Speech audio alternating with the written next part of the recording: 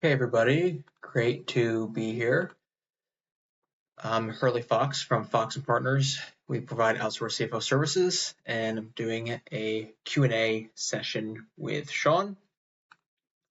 Just a quick about me for those who don't know me. I worked in a small construction management business for a little over 3 years. I then went to go work at an accounting office. While there, I realized the disconnect between business owners and business professionals, such as financial planners, lawyers, CPAs, coaches, and bookkeepers. While I was at that accounting firm, I built up a monthly program with small businesses where we would do the books, and then I would meet with them to talk about how their financials looked, what was their goals, what were they going to do next. I grew that program from non-existing to $14,000 a month, and then started my own company over 5 years ago, where we were doing essentially that, the financials for a company, and then I was meeting with the business owner. I currently own and run an outsourced CFO company, Fox & Partners, with 6 employees, 4 part-time contractors. We have over 30 clients, over 200 businesses in a variety of industries across the country. Clients sizes range from $1 million in revenue to about $100 million in revenue. I've raised separately millions of dollars for private equity investments. We do the financials for multiple private equity firms. I'm a partner in a private equity firm, and I'm also on the board of nonprofits and a partner in a couple other businesses, including a private equity firm and real estate firm. Okay, so question number 1, we're going to dive right into it, and I have some visuals for everybody as well. Question number 1, what is the best way for me to project out cash flow to prepare myself for quitting my day job and going into business full-time? I own a custom apparel company, but we do much more than apparel. We do custom team uniforms, apparel, team stores, screen print, embroidery, direct transfers. We also do banners, pop-up tents, and more. I'm making money, but I want to plan for my job departure. What recommendations do you have to help me forecast that? Excellent question. So you have a day job and you're wondering how to prepare yourself for starting your own business. So a few things. The first is start with your personal financials. Do you have a personal budget? Do you know your personal monthly need? Have a foundation, right? So do you understand how much your family needs each month to get by? How much you spend in food, mortgage, and loans, utilities, student payments, kids' activities, hobbies, subscriptions, whatever you spend on the personal side, you want to know that number. If it is at $4,000, $5,000, $10,000, $15,000, that's a really important number to know. So that would be your personal budget. What can you cut? What can you trim down? And then understanding your personal net worth. We're going to look at this in a second. Talk to others in your industry just to understand kind of the macro environment, right? Is it trending upwards? What are they doing? What were their pitfalls? What do you kind of want to have set up to start, et cetera? Take them out to dinner, even if they're not exactly in your industry, but similar, or just a small business owner. In general, I've found tremendous benefit in taking as many people out to dinner as I possibly can. Can you start it as a side hustle? So it sounds like you're already doing that, but starting on the side, that will give you a pretty good numbers to start building out a cash flow sheet and then building a pro forma and understanding napkin financials. So we're going to look at these things right now. And so the first thing is start with personal financials, right? Personal finances. And so everybody should have a personal budget. You can also use a tool such as Monarch, which is a really great tool. It'll take you probably an hour, and I would do it with your spouse or significant other or partner, whatever, with your family. You can use Monarch or any other budgeting tools. Take an hour. Dave Ramsey has some budgeting tools. Take an hour, build out your budget, understand where you spend money, what you can cut, what you really need to survive personally. And then you also want to understand what your personal net worth is. You could also do this exercise manually, go through the last bank statement and credit card statements, and you want to try to get your credit cards down to only 1 or 2 family credit cards. You don't want 10, because it's easier to track your spending that way. And so whether you do it manually or through an app, you just want to figure out where is your money going and how much is leaving your bank account. And so, for example, if you use a spreadsheet, it's just as, hey, here's the activity from the bank feed. It filters into these categories. How much should I actually spend? And so let's say that you're spending here $12,000 a month, or you budget $12,000 a month and your actual is $10,000, right? So by knowing that you have $10,000, that tells you that your business, in order to leave your other job full time, your business needs to start paying you $10,000. Or if your partner's income is $5,000, your business needs to pay you $5,000. And so then when we start doing the business financials, we need to allocate that amount of money to go to you personally. If you think you can whittle your budget down for 6 months to, let's say, instead of 10,000, maybe it's 8,000. Well, then if your partners bring in 5,000, then your business needs to bring you 3,000 to break even, right? And when you're breaking even, that means you don't then need to dip into any savings or emergency funds, etc., on the personal side, which is great.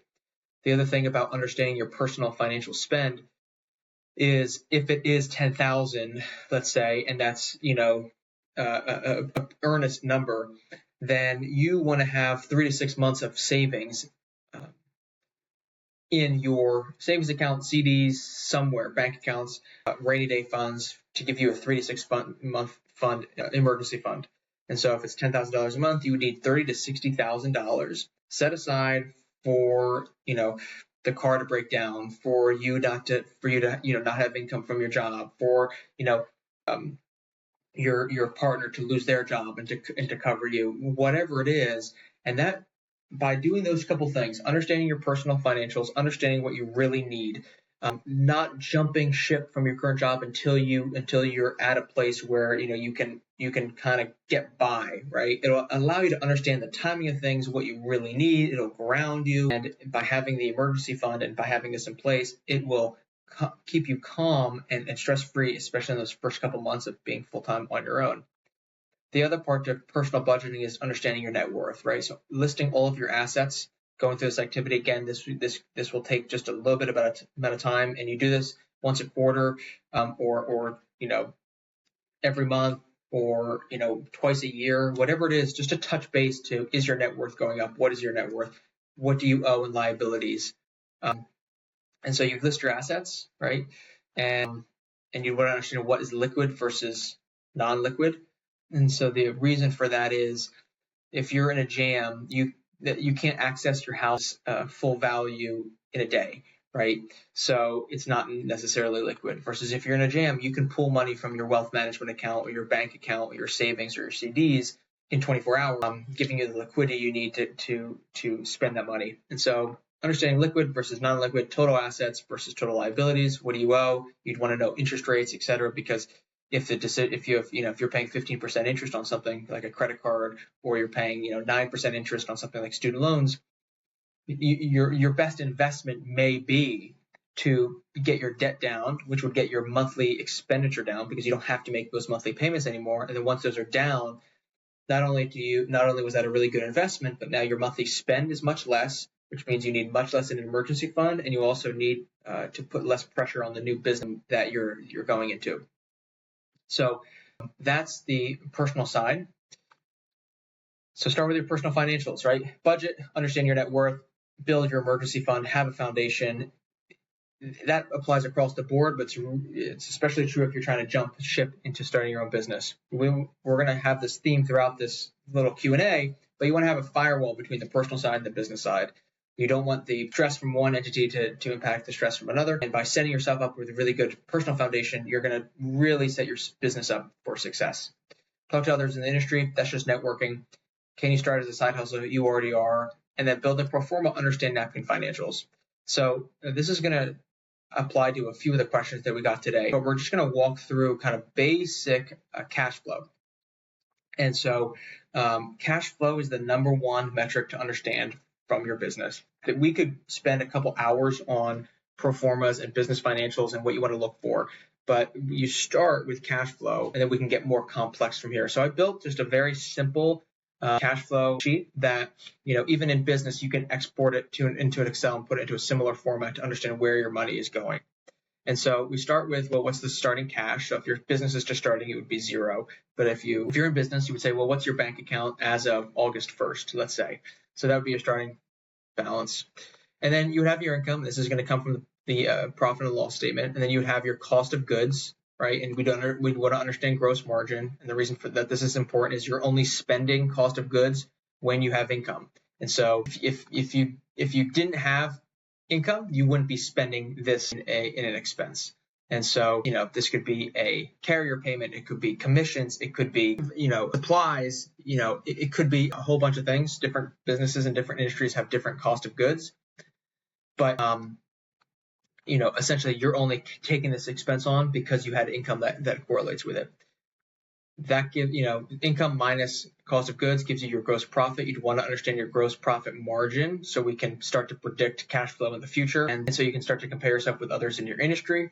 And then under gross margin, you have operating expenses or OPEX. And so this is, no matter, even if you didn't bring in any revenue, you would still be spending this amount of money in various expenses, such like advertising, payroll, legal and professional, meals, entertainment, office expenses, etc. All of this is still in the profit and loss. And then we have our total OPEX and net operating income. So far, most of this is on the profit and loss.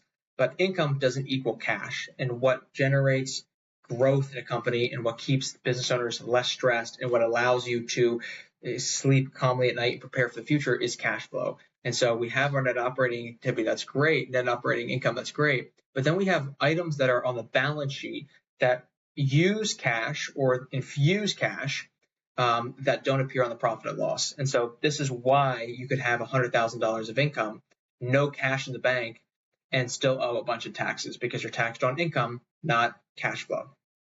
And so on the balance sheet, if you're distributing money to ownership or you're paying off equipment loans or paying off bank loans or paying a partner loan back or taking on credit card debt or buying an asset or improving an asset, all of this stuff, and there's others, all of this stuff involves cash but doesn't hit the profit and loss statement. And so in this example for January, we had $117,000 of net operating income, but then we spent $28,000 after income. Okay, so we spent $8,000 to give to the owner. We spent $7,000 on equipment. We spent $300 paying down the principal of a bank loan. We bought $22,000 of an asset, but then we took on $10,000 of credit card debt, which is like getting cash. And so that's why this would be a positive number instead of a negative number. The reds are all negative or cash withdrawals. And so the negatives here are actually cash additions and the positives are cash withdrawals. And so we can see that after net income, after the profit and loss, what was our cash flow activity? That's on this row. And so then we get our total cash flow, right? Income plus all this other stuff gives us how much cash. Then we have a cash ending balance. We have a cash beginning balance plus the total cash flow gives us our cash ending balance. We check that against the bank to make sure that we've included everything. And so this allows us to see our business's cash flow. And so every business and business owner should understand what is the cash flow from the business, but then also what could be distributed to them as the owner and investor in that business. By doing something quick like this, when either running a side hustle company or planning on your new company, you'd want to simply start with a reasonable income estimate. That's why a side hustle is a good way to start, because you actually already have that initial income. You're going to you have some cost of goods already, so you can understand these margins a little bit, and that can help you kind of prepare for growth. And then build out and budget your OPEX as accurately as you can. And every month, check against this to see how accurate were you or what did you forget. And so this allows you to project out another quarter with some reasonable accuracy. And every month that closes, you bump out another month on the projection, and you verify to see, well, were your projections or what you were talking about, is it accurate? So if the average, which is in column J here, the average here is 64%, but then we see that in 1 month, COGS is, let's say, 80%. So let's do this. So if this is 60%, our margin is 65%, but if 1 month it's 80%, and the next month it's 80%, and the next month it's 80%, then when forecasting, we want to use a different number for gross margin. And that means, well, how much cash is going to be left from revenue to pay for OPEX, which means how much income are we going to have? And then where does that money need to go after income? And so something quick like this: income, cost of goods, OPEX, operating expenses, and then income activities, loan payments, asset purchases, etc. How much cash flow are you going to have? And project out 3 to 6 months. I wouldn't go too much further than that. And then every month, verify and check against yourself. And so that's a quick way to start learning the rhythm of your business and learning your cash flow projections and kind of what that flow is like. So that would be a quick pro forma. And again, it doesn't need to be 5 years. It doesn't need to have all these, crazy formulas in it. It can be very simple. Projecting out over past a quarter, past 2 quarters in a startup, at that point, you're getting into fairly hypothetical scenarios anyway. And so I would just do a few months and start to practice. But start here, work in this order, and you should be in a pretty good spot to go and start your own business. Question number 2, for business owners you have worked with, how have you seen them navigate their business stresses when cash is low? What things help them get through it, and what things cause them to go out of business? I'm a fitness coach helping men over 40 with weight loss. I've been in business for a while and business is down, but I'm still optimistic about future. What do you see in business owners as far as routines, habits, etc., that help them get through the hard times? So what causes businesses to go out of business is the cash flow and or stress. The cash flow we kind of just talked about a little bit, and so I'm going to pay more attention here to kind of like what can a business owner do in terms of habits, routines, or just kind of outside of the business to help them get through hard times in the business.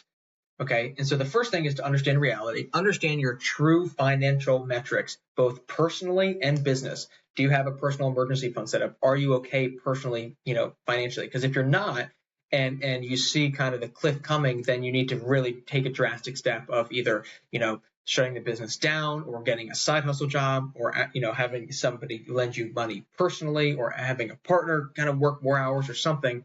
But we want to truly understand reality, but from the personal side and the business side. What does the business's cash flow actually look like? Do we have real numbers to go off of? Before you do any high-level decision-making or before any consulting kind of takes place, you want to make sure your fundamentals and your numbers are real before any advice is either given or taken. Separate the business from the personal, right? So if the business is having a hard time, keep that there. How are you personally? And again, you want to make sure that you truly understand both those situations. You want to have a really good team around you, both business-wise and personally, right? So do you have personal sounding boards? Do you have somebody who you can kind of just vent to? Do you have somebody who can give you the real numbers and financials, and somebody who can give you the real sense in terms of how operations are doing? Do you have, people in your corner? And if not, and do some soul searching there. If not, that's something to work on. And then finally, silos. And I'm gonna use Tim Ferriss here, and I'm gonna put up a fairly long quote, but I think it will help you and address this question in the best way. So this is from the 4-Hour Workweek. I've provided a link down here if anyone wants to go see it. But this is from the 4-Hour Workweek by Tim Ferriss. And so he's answering a similar question. And so he says, you asked about happiness a bit earlier. Let's just call it a sense of well-being or inner peace, right? So again, how to overcome cash issues for the business, and it's causing a disruption on the inner peace side on the business owner. What he found very effective is diversifying your identity. And so what does this mean? As business owners, a lot of us their only identity is the startup or is the business. The only thing that they have is the business. And so everything that the business goes through is so impactful to them personally. So if the startup has a good day, they have a good day and feel good about themselves. If the startup or business has a bad day, they have a bad day and feel bad about themselves. And there are factors outside of our control when running a business. So while there are factors inside of our control, there's a lot of factors outside of our control. And so that factors that we can't even control can cause such an impact on the business, which if that's our whole identity has such an impact on us personally. And so what we want to do is we want to set up different silos or have different things that you're doing. And so you want to have the business as one silo, but you should have family life, spiritual life as separate silos. You should have a physical regimen, workout routine as another silo, a new skill set as another silo, a hobby as another silo. 2 to 4 silos is great. And so as Tim says here, if I had a terrible day writing, which is his job at the time, but lifted 10 pounds heavier on the deadlift, that was a good day. And so while one silo didn't have any progress, the book writing, the other silo, the working out, the deadlift did. And so it could be rock climbing, jiu-jitsu, yoga, walking, running, whatever it is, just some sort of routine where if the business is going bad, we'll have something else that you can show progress in. It needs to be something consistent with other people so you get that social vibe as well. And then again, have another silo be something a little more hobby or skill set oriented. So he lists here like voice lessons and musical instrument, artwork, etc. But that way, if one of the silos fails or has a bad day, like the business, it's self-contained. It doesn't impact your whole life. It's not all of who you are. It's sort of like, I see use as the example of the cruise ship, where if something gets punctured or something gets hit, the whole ship doesn't go down. We have different self-contained controllable units where when one of them has a bad day, the others aren't as impacted. And so as a person, that can really help you get through difficult times in one of those silos. And so don't wait until your single silo fails to then try to build other silos. Do it while you're working on that other silo. And so just to go back to your question here, what things help them get through stressful times in business, whether it's cash flow or personnel issues or anything else, have different silos. And as a fitness coach, have a really good fitness routine that you can, maybe you're a lifter, but you've never done yoga before. Start a yoga routine. Or maybe you've, only done a lot of cardio and you've never really lifted heavy before. Start something different consistently and build that into the identity of who you are, not just as a business owner. How's the family doing? How's the local community doing? And then on the business side, in terms of how to address the business, have a team, have a really good, people in your corner, and then understand financials and start to build a realistic plan and pay attention to personal financials. Question number 3, how do you suck it up and close down a business if it's not working when you don't want to throw in the towel, and how to manage the emotions around starting new? I've been a sales leader and a sales team manager for years, but I decided to start my own product companies, and they have not quite panned out for several reasons. Now I am faced with shutting them down and starting new, or continuing not knowing it might not work out anyway. My question is, how do you manage those emotions, and how do you know what is the best decision to make for the short and long term?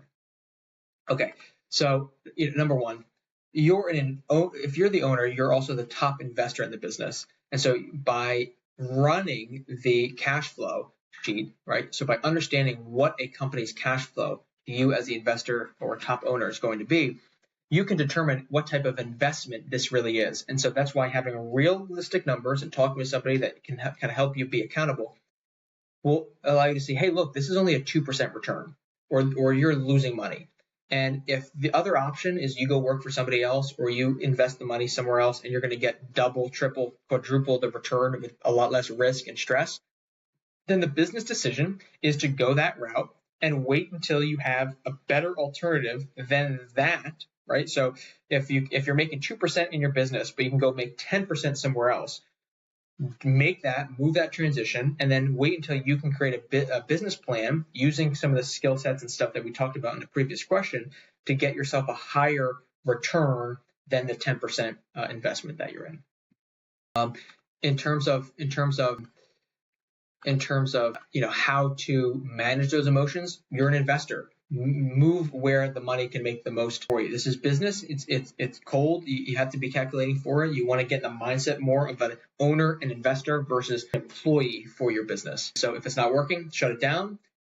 Do something that is, take a little rest, build up the personal foundation, build up, an understanding of how to build a pro forma, build up your network, and then put another business plan together and kind of go from there. So understand what your return is, both on time and money in your business. And if you have better alternatives, go that way. That's what great investors and business owners do.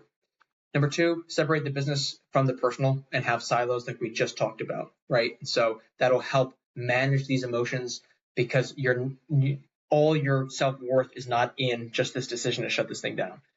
It's going to stink, but you have other things that are going well for you. And then finally, if you do shut down, write a report to your investor or to yourself on why the business didn't work out, what you would do differently in the future, and make sure you really do learn from the failure. And so that way in the next business, you don't make the same mistake. Question number 4, what are some core principles when starting to lead a team? I'm looking to get my second employee and want to make sure I'm leading from the front in the right way. I run a commercial vehicle wrap shop and I'm bringing more people in for help. So this is a enormous question. There's been books and courses and lectures and documentaries and trainings all based on just this question. And so I'm not going to be able to answer this fully in 2 minutes, but just a couple quick thoughts. Read the E-Myth on how to build up a company or put the right foundation in place. A lot of that is going to be talking about having detailed job descriptions. Flesh out fully what you want this role to be. Have an org chart. What are the different roles? Who reports to who? What does this person do? How can you hold them accountable? If you didn't tell somebody they have to do something, you can't get frustrated at them that they didn't do it. Have detailed, like Pretend you're writing it down for a child. Detailed job descriptions and schedules. You come in at this time, you log in here. Here's exactly how to do it. You then take these questions from this person. You move the vehicle like this, and then you clock out and you do it through here. And if you have questions, here's how you ask me. Write it all out. The easier and more detailed you make that, the easier you make it for them. Don't plan your business on having A-plus employees all the time. The likelihood that you find an A-plus person and that they come work for you is very, very low. So build your business around being able to support C-level employees, because you're going to find it's easier to find them. You can actually hire them at the prices that you can likely afford. And then by having the right descriptions and schedules in place, you can maximize those employees. Have a ton of patience. Every hour it takes you to do something, it's going to take somebody 5 to 10 times, that amount when doing the exact same thing. Give it 3 months even before looking for an impact on a new hire. I've talked to business owners in the past where they hire somebody and then 3 weeks later they're like, it's not working out, or we're not seeing an impact from them. It's going to take months before you start to see that. And in some cases, there's been studies done that really don't see a return on the investment until a year. And so understanding that, give it time, make sure that you're giving them detailed stuff. Make sure that you're giving them, hey, how can I help you more? And even if you take the time to write out all the job descriptions, how everything is done, exactly what they should do, and you have them help you build that, what don't you understand?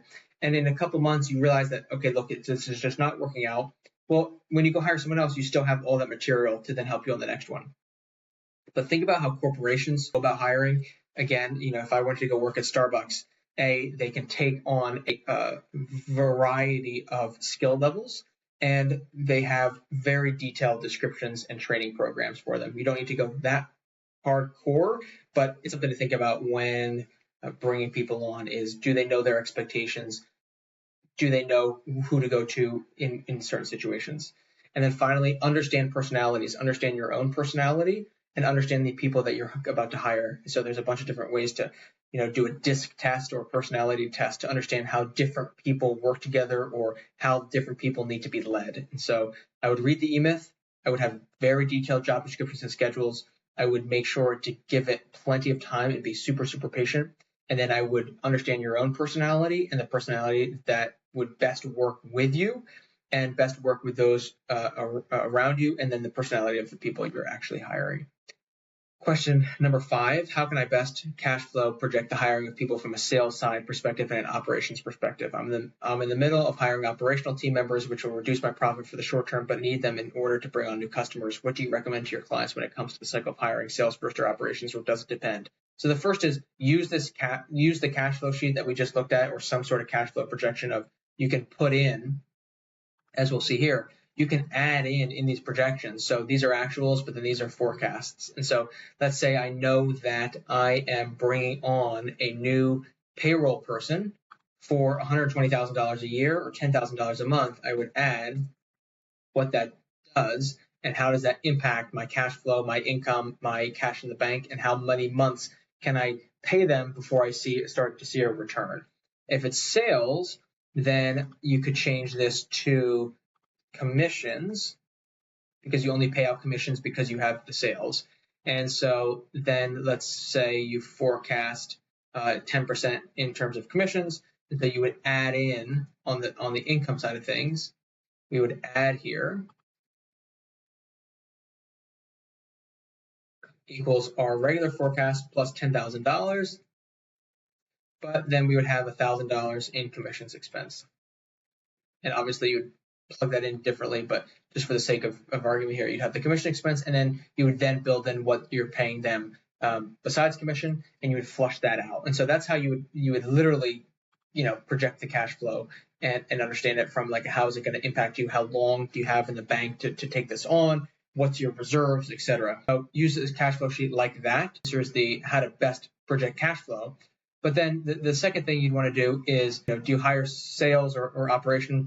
I mean, that depends on the business, on the team, on the owner, on the environment. But typically, the owner is the best salesperson for a while because they're incredibly passionate about it. They have the history, they know all that. And as an owner, you don't want somebody else, especially early on, to have all the relationships with your key clients, because that person has a ton of leverage in that company. And so as you're growing, you as the owner want to be the dominant salesperson and the person that knows very intimately your key contacts or customers, where no matter what, if an employee leaves, that customer is not going to leave with them.